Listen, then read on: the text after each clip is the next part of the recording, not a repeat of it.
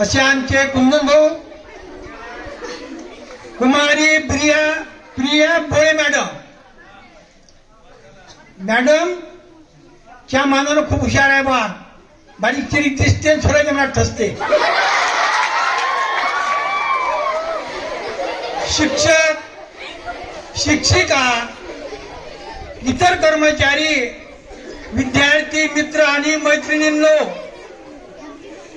आवाज उलट सर्वांनी आखरीपर्यंत.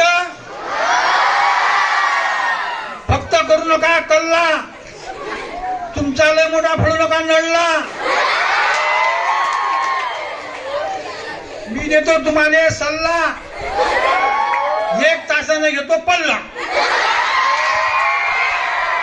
कारण तुम्हाला जर जास्त कार्यक्रम केला तर तुम्हाला भटकर भाऊ अर्ध्याच तासाचं सिरियल असते. मग तुम्हाला काय नेमकी गोट पटते. त्या ठिकाणी टाळ्या वाजव म्हणून पोरं सांगा लागते. पण पोरं टाळ्या काही वाजवत नाही. पण या टाळ्या वाजवल्यामुळे काय होते की तुमची कोणती बिमारी जर असली तर बिमारी चालली जाते.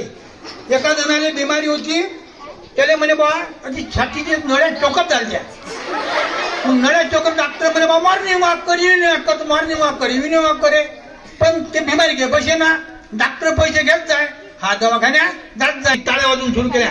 रस्त्यानं तो चालत आहे का नाही, अशी टाळी वाजवली. टाळ्या वाजवल्यामुळे त्याची नळी चोकप झाली, ते मोकळी झाली. दवाखान्यात डॉक्टर गेला. डॉक्टर म्हणे टाळ्या म्हणे काढा, ती बिमारी काय निरोध झाली. म्हणजे टाळ्या वाजवल्यानं, म्हणून टाळ्या वाजवल्या पाहिजे. टाळ्याने बिमारी जाते.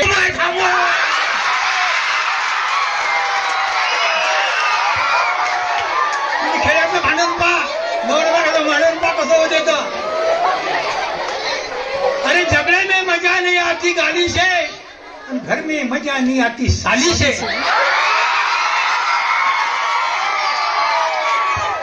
आणि कार्यक्रम में मजा नहीं आती टाळी से.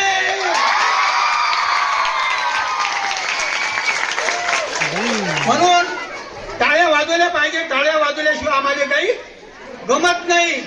पण तुमचं भजन काही जमत नाही. टाळ्या वाजवत जा. माझ्याच कार्यक्रमात टाळ्या वाजवणं असं म्हणत नाही मी, तर टाळ्या वाजवल्या पाहिजे. हे काळाची गरज झाली.